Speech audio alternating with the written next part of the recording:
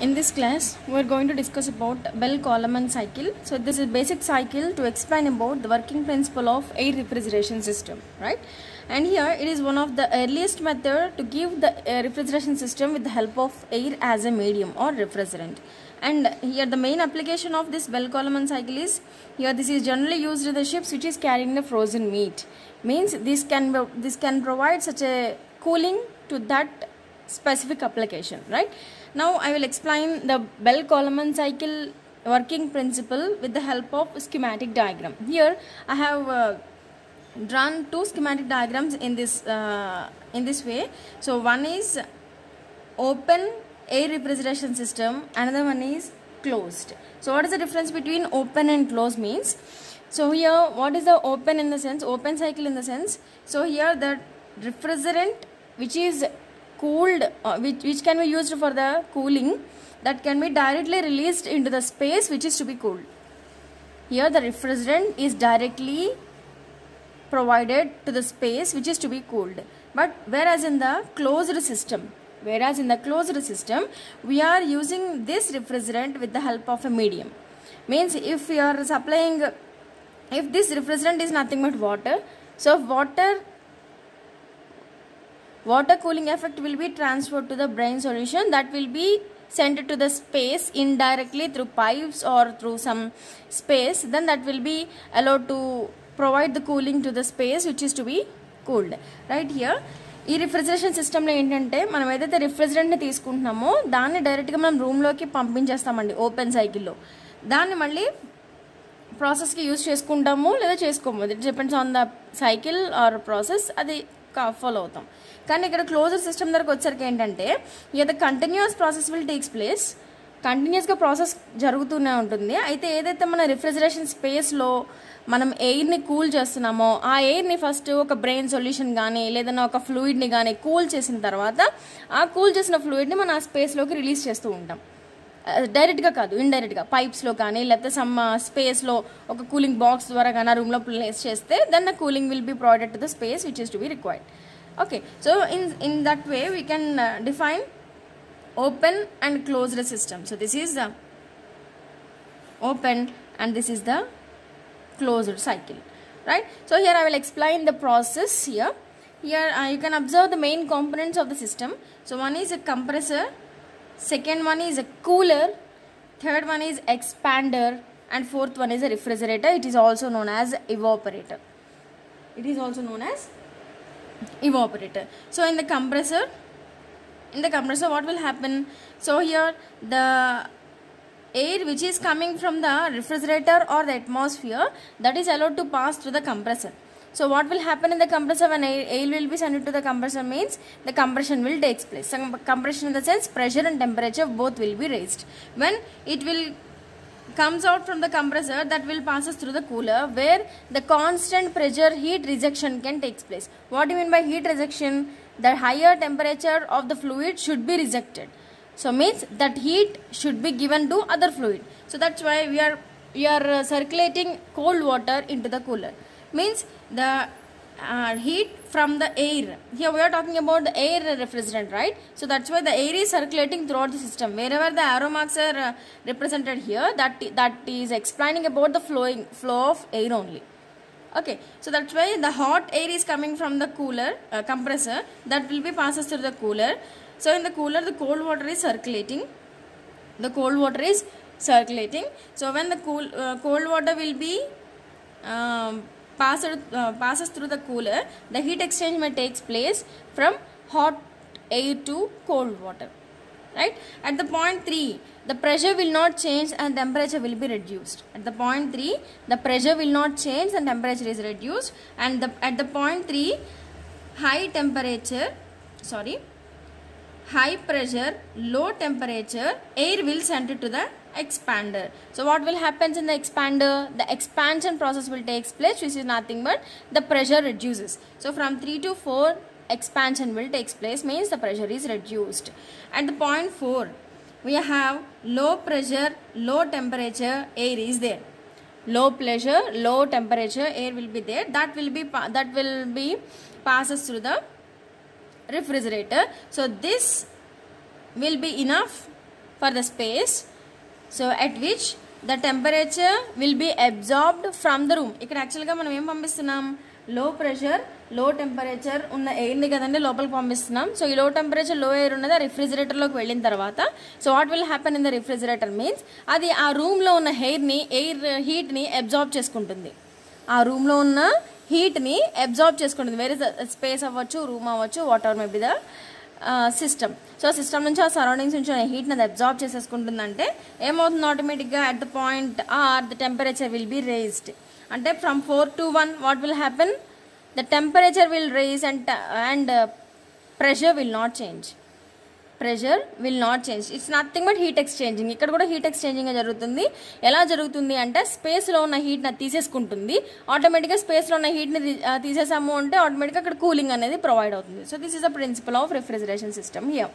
వేరాస్ in the closed system and the remaining 3 processes are same, but in the refrigerator what will happen means here we are providing low pressure low temperature air in the refrigerator. ఇక్కడ ఏదైతే మనం మాట్లాడుకున్నామో లో pressure లో temperature air అనేది ఇక్కడ రిఫ్రిజిరేటర్లో ఉంటుంది. ఈ లో ప్రెషర్ లో టెంపరేచర్లో ఏం చేస్తామంటే బ్రెయిన్ సొల్యూషన్ని పంపిస్తాం. దీంట్లోకి బ్రెయిన్ సొల్యూషన్ని పంపిస్తాం. ఎప్పుడైతే కూల్గా ఉన్న స్పేస్ లోపల అంటే కూల్గా ఉన్న ఒక బాక్స్ లోపలికి మనం ఒక సొల్యూషన్ని పంపిస్తాము, ఆటోమేటిక్గా బ్రెయిన్ సొల్యూషన్ ఏమవుతుందండి, when during the inlet condition the temperature ఎక్కువగా ఉంటుంది, but during the exit process ఎప్పుడైతే డిశ్చార్జ్ అవుతుందో రిఫ్రిజిరేటర్ నుంచి బయటకు వచ్చేసరికి కూలింగ్ అవుతుంది. So that brain solution out ఏదైతే డిశ్చార్జ్ అవుతుందో ఆ డిశ్చార్జ్ అయిన ఫ్లూయిడ్ దేనికి యూజ్ అవుతుంది అంటే ఆ నెక్స్ట్ ప్రాసెస్లో మనం దాన్ని మళ్ళీ కూలింగ్ ప్రాసెస్ కోసం ఎక్కడైతే యూజ్ చేసుకుంటామో అక్కడ మనకు అది యూజ్ అవుతుంది. సో ఇలా ఓపెన్ సైకిల్లో అయితే ప్రాసెస్ ఇక్కడ నుంచి మనకు వచ్చిన ప్రాసెస్ ఇక్కడ కంటిన్యూ అవ్వచ్చు అవ్వకపోవచ్చు, but whereas here the continuous process will takes place. అంటే కంటిన్యూగా ఈ ప్రాసెస్ జరుగుతూనే ఉంటుందండి, రీసైకిల్ జరుగుతూ ఉంటుంది. సో 4 to 1 నుంచి మళ్ళీ ప్రాసెస్ జరుగుతూనే ఉంటుందండి. So this is the difference between the closed cycle and open cycle. This is the TS and PS diagrams of Bell Coleman cycle అండి. So here this is the PV diagram and TS diagram. So in the PV diagram you can observe the processes like this. This is 1, 2, 3 and 4. I think you have learned about the Breton cycle in the gas turbines topic. That is from 1, 2, 3, 4 in that section. But in the refrigeration system the process will be reversed, means cycle మొత్తం reverse అవుతుంది. కాబట్టి మనం ఏదైతే ఇక్కడ 4, 3, 2, 1 అని అక్కడ మాట్లాడుకున్నామో అది 1, 2, 3, 4 అవుతుంది అనమాట. Okay, so this is the process here. Whereas in the TS diagram this is also like this 1, 2, 3, 4. So in this diagram I will explain the TS and PV diagrams with the help of this closed cycle here. Right, from 1 to 2 what will happen, the compression will takes place, means temperature and pressure will be raised. So 1 నుంచి 2 వరకు temperature pressure రెండు rise అవుతున్నాయి at about the constant entropy, right? So this is the entropy here. So that's why this is S1 is equal to S2. And again from 2 to 3 what will happen, the cooling process will takes place, means pressure మారదు కానీ temperature తగ్గుతుంది. So from 2 to 3 the pressure will not change, means it's a constant pressure. So that is equal to P2 is equal to P3 and 2 నుంచి 3 కి temperature reduce అయిందండి. So when you are trying to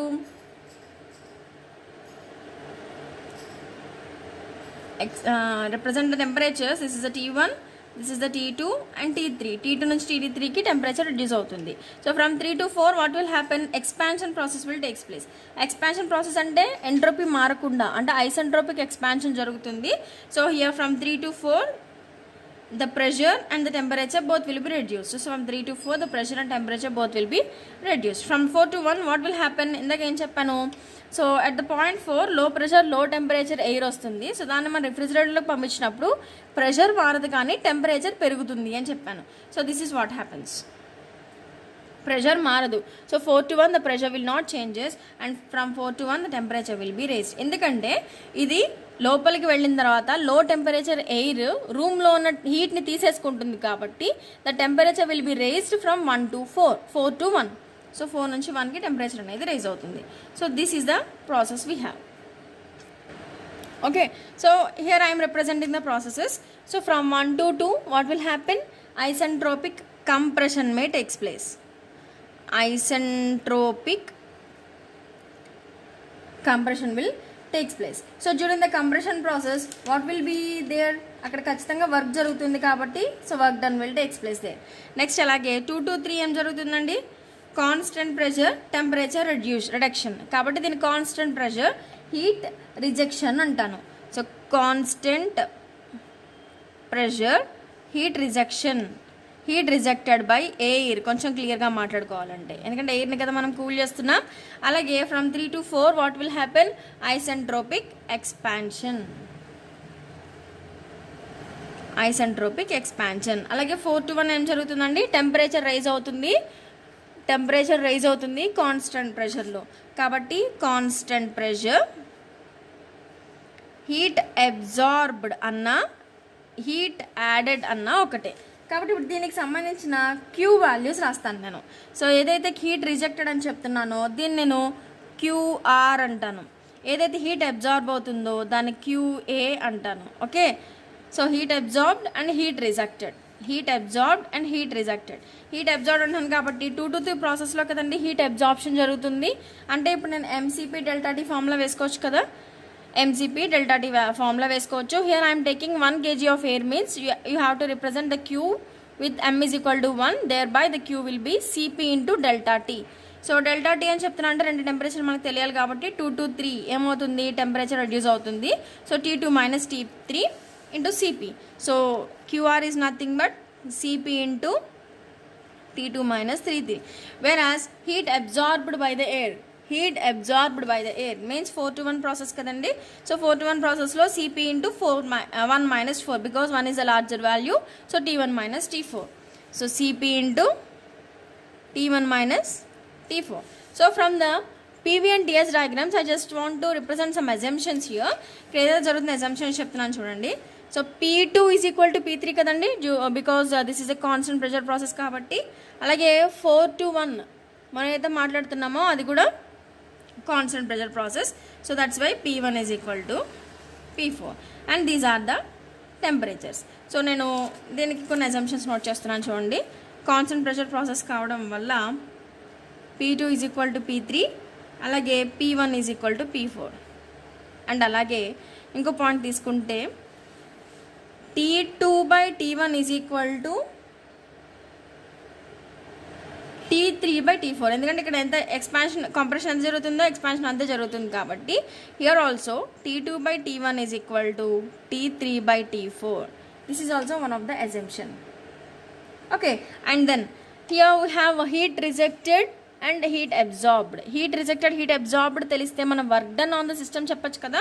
so work done on the system. Okay, so work done on the system మొత్తం మనం మాట్లాడుకుంటుందంతా per KG of ఎయిర్కే కాబట్టి m is equal to m అవుతుంది, m is equal to 1 kg అవుతుంది కాబట్టి here I'm not at all mentioning the mass of the air, right. So work done అంటే ఏమని చెప్పచ్చు? Heat rejected minus heat absorbed అని చెప్పచ్చు. So రెండింటిని నేను కామన్ తీస్తున్నాను. సో కామన్ తీయడం వల్ల Cp into T2 minus T3 minus Cp into T1 minus T4 we have. Now I just want to write the COP formula. So what is the formula? COP formula అంటే ఎప్పుడు కూడా మనం output by input అని వేస్తున్నాం. So COP కానీ efficiency కానీ always the formula will be output by input. So output ఏంటండి? ఇక్కడ రిఫ్రిజిరేషన్ సిస్టమ్ కదా. సో రిఫ్రిజిరేషన్లో జరుగుతున్నది ఏంటి? రిఫ్రిజిరేటర్లో జరుగుతున్నది ఏంటి? The amount of heat is absorbing from the రూమ్లోంచి హీట్ని తీసుకుంటోంది. So what is the process from 4 to 1?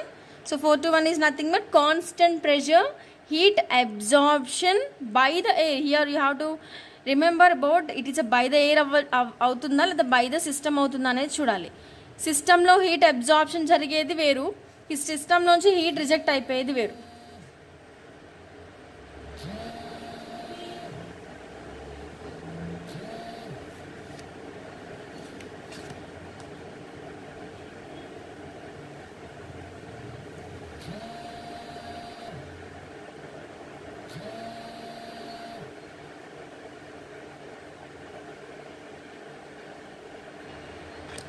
Okay, so COP అంటే అవుట్పుట్ బై ఇన్పుట్ అంటున్నాం. సో ఏదైతే రిఫ్రిజిరేటర్లో ఏం జరుగుతుందండి? Cooling will takes place. రిఫ్రిజిరేటర్లో కూలింగ్ జరుగుతుంది అంటే మనం తీసుకునే స్పేస్ కూల్ అవ్వాలి అంటే ఖచ్చితంగా the air should absorb the heat from the space. So that's why in the numerator heat absorption will be there. In the denominator what will be there? Work done. So what is the heat absorption here? Cp into T1 minus T4. So Cp into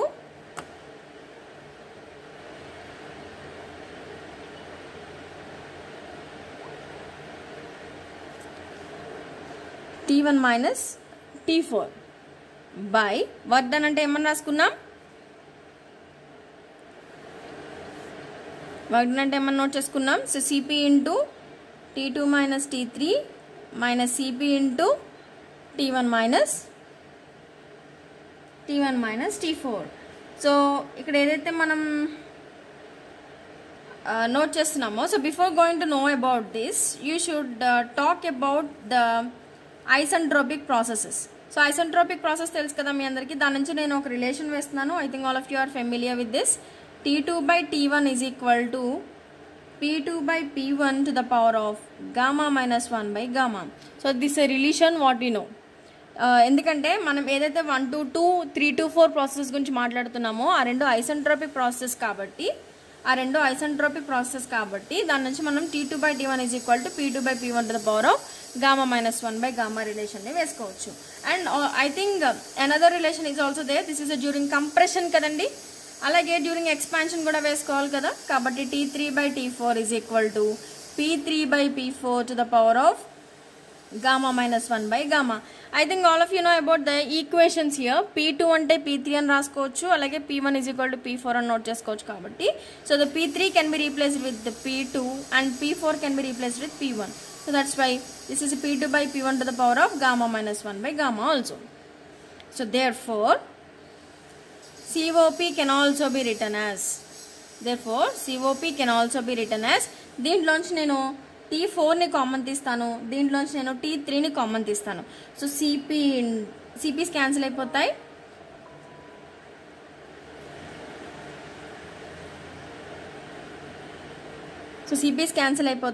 so సిపిలోంచి నాకు T4 common తీస్తే T1 minus T4 minus 1 by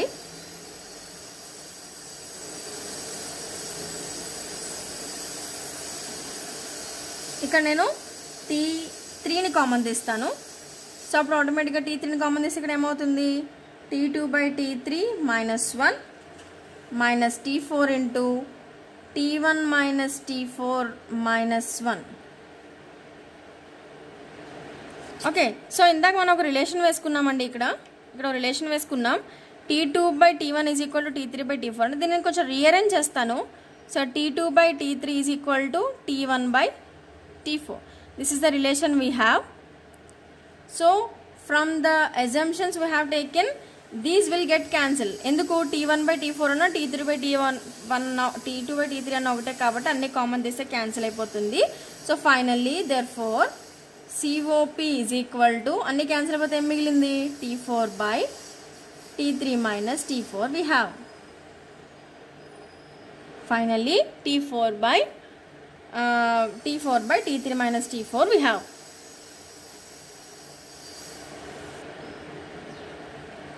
Therefore COP is equal to T4/T3 minus T4 అని ఇప్పుడు మనం substitute చేసాం. Here also I just want to take the common of T4 here. So T4 నేను common తీస్తే T3/T4 minus 1. So we got this relation, but as you know T3/T4 అంటే ఏమన్నా note చేసుకోవచ్చు అండి? P2/P1 to the power of gamma minus 1 by gamma అని note చేసుకోవచ్చు. కాబట్టి so I just want to write this as T4 will get cancelled 1 by P2/P1 to the power of gamma minus 1 by gamma minus 1. So this is nothing but pressure ratio. కాబట్టి దాన్ని నేను RP అని note చేసుకుంటా. So that is gamma minus 1 by gamma minus 1. So this is the COP of Bell-Coleman air refrigeration system. This is the COP of Bell-Coleman air refrigeration system. So ఇంతవరకు మనం చెప్పుకుంది during isentropic processes అని చెప్పి మనం discuss చేసుకుంటే this will be like this. Otherwise if you are going to take this derivation in another terms means polytropic ప్రాసెస్ని ఇది follow అవుతుంది. అంటే here we have explained, I have explained about this complete process according to the PV power gamma is equal to constant, right? So this complete process explained about the PV power gamma is equal to constant, right? So if this process undergoes or this process will obey the law of PV power n is equal to constant, దీనే polytropic process అంటారు. So polytropic process ని కనుక ఇది follow అయితే then how it will be. So ఈ derivation ఎలా ఉంటుందో చూద్దాం. So this is about the isentropic process. ఇక్కడ వరకు మనం చెప్పుకుంది. సో ఇప్పుడు నేను చెప్తుందంటే పాలిట్రోపిక్ ప్రాసెస్ని ఇది ఓబే అయితే అలా ఉంటుంది అని. So before going to know about the పాలిట్రోపిక్ process you should know about 2 formulas. One is a compressor work, another one is expander work. Compressor వర్క్కి ఎక్స్పాండర్ వర్క్కి డెఫినేషన్స్ ఎలా వేసుకుంటాము. సో కంప్రెసర్ వర్క్ అంటే ఇక్కడ ఏమన్నా వచ్చేస్తున్నాం, ఈ ఫార్ములా మీ అందరికీ గుర్తుంది అనుకుంటున్నాను, లేకపోతే నేనే చెప్తాను. So that is n/n-1 into P2 V2 minus P1 V1, whereas work done by the expander, I think ఇలా షార్ట్ కట్స్ రాస్తే అర్థమవుతుందని రాశాను. సో ఎక్స్పాండర్ వర్క్ అంటే n/n-1 into P3 V3 minus P4 V4. So దీన్ని నేను కొంచెం short కట్లో here PV is equal to MRT అనే రిలేషన్ అందరికీ తెలుసు కదండి. So with the help of this universal gas constant relations, ideal gas equation relations, so దీన్ని నేను ఇక్కడ సబ్స్టిట్యూట్ చేస్తున్నాను. సో n/n-1 ఇంటూ ఎంని ఎం ఉండదు because we are going to take the mass of 1 kg of air కాబట్టి అది ఉండదండి. So దీన్ని నేను RT2 మైనస్ RT1 అని దీన్ని n/n-1 into RT3 minus RT4 అని దీన్ని నేను నోట్ చేస్తున్నాను. Okay, so therefore total work is nothing but compressor work minus expander work. నేను రెండింటిని ఇప్పుడు కింద మనం నోట్ చేసిన రెండు రిలేషన్స్ని నేను ఒకదాని కింద ఒకటి వేసుకుంటా. So W is equal to n/n-1, దీంట్లో వచ్చిన R కూడా కామన్ తీస్తున్నానండి. ఆర్ని కూడా కామన్ తీసి T2 minus T1 minus T3 minus T4 అని నోట్ చేస్తున్నా. T2 minus T1 and T3 minus T4 అని చెప్పి నేను ఇక్కడ నోట్ చేస్తున్నా. సో దీని నుంచి మనం వర్క్ డన్ నోట్ చేస్తున్నాం. అలాగే therefore COP అంటే ఇందాక ఏమని రాసుకున్నాం, heat absorbed by work done. So ఏదైతే హీట్ అబ్జార్బ్ అని చెప్తే ఇందాక ఏమని నోట్ చేశాను నేను, CP into T1 minus T4. Hope you know this.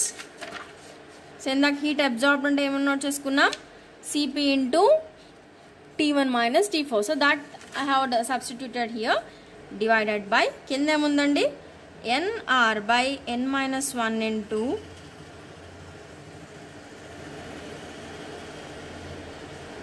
T2 minus T1 minus T3 minus T4.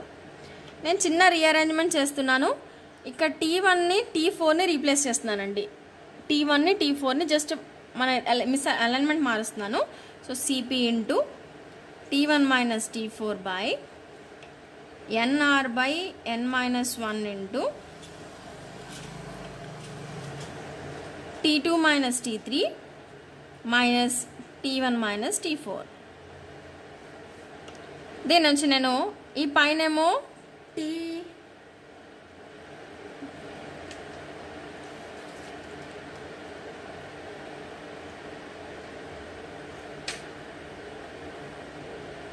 So దీన్ని కొంచెం షార్ట్ ఫామ్లో నోట్ చేసుకోవాలంటే CPని నేను ఇక్కడ నుంచి తీసేయాలి. సో CPని ఇక్కడ నుంచి మనం రిమూవ్ చేయాలి అంటే కొన్ని అజంప్షన్స్ తీసుకుంటాం. So I think all of you know about the relations. One is CP minus CV is nothing but R, universal gas constant. అలాగే CP/CV is nothing but gamma. So by knowing these two relations నేను ఇక్కడ చిన్న rearrangement చేస్తున్నాను. So ఎలాగనేది చూద్దాం. So అది ఎలా అంటే ఈ ఆర్ని నేను చిన్న సింప్లిఫై చేస్తున్నాను చూడండి. Cp minus Cv is equal to R, right? So here I'm going to taking a common of Cv here. So Cv ని ఇక్కడ కామన్ తీస్తే ఏమవుతుంది, Cp by Cv minus 1 is equal to R. So Cp by Cv అంటే ఏంటి, gamma కదా. So Cv into gamma minus 1, that is nothing but R. So R can be substituted with Cv into gamma minus 1. So దీన్ని ఇక్కడ gamma minus 1 చేస్తున్నా, అలాగే పైన Cp కూడా ఉంది. So Cp into T1 minus T4 by n by n minus 1 into Cv into gamma minus 1, లోపల ఏముంది, so T2 minus T3 minus Tv minus T4. Okay, Cp by Cv అంటే ఏంటి, gamma కదా. Cp by Cv అంటే gamma కాబట్టి, so finally I will substitute all the terms. So COP is equal to, so Cp by Cv can be termed as gamma by gamma minus 1. ఈ n పైకి వెళ్ళిపోతుంది కదండి. So నేను ఫైనల్గా దాన్ని note చేస్తున్నాను చూడండి. n by n minus 1 into gamma by gamma minus 1 into T1 minus T4 by T2 minus T3 minus T1 minus T4. This is the final COP if the complete process will take place under polytropic process. PV power n is equal to constant rule ni ganaka follow aithe COP should be determined with the help of this formula. If the complete process will obey the isentropic process, then that should obey this formula. So these are the two different formulas to calculate the COP for Bell-Coleman cycle.